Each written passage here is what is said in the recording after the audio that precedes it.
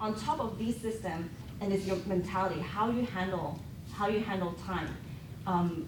Because if you don't do it, if you mentally don't do it right, you cannot handle time no matter how many systems you have.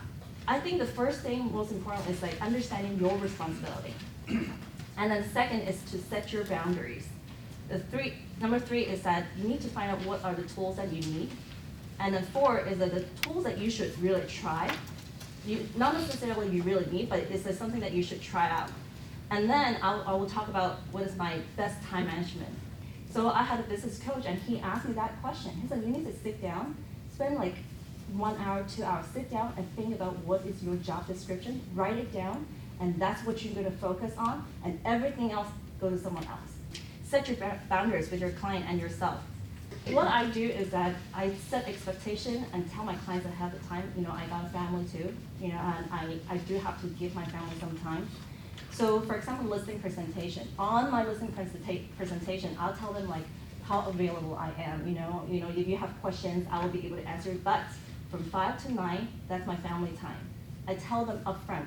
And then when you do showing, same thing. When you do showing, so I noticed one thing is like, or back then I would say, okay, we start at 1, and then they said, oh, we want to look at 10 homes. I'm like, okay.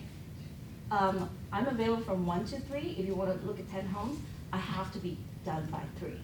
So they don't go into one house and then like, oh my God, this is so great, and hang out there for like half an hour. It's just like, remember, I'm done by 3. So they will move fast. Otherwise, you will never get done. When you start a project, set a timer, and then if you know you only have, let's say, an hour or 15 minutes, let's say 15 minutes, you'll be so focused that you won't even believe yourself. You'll be so focused, and all of a sudden you get things done. And get a separate business number, like for example, use Google Voice. I use Google Voice and Line 2. Line 2, I get a 888 number. Why? Because that's your business number. Don't mix your cell phone number with your business number. So when people call my business number during dinner time, I don't pick up. I know, okay, this is business, right? So I'm not gonna pick up these numbers.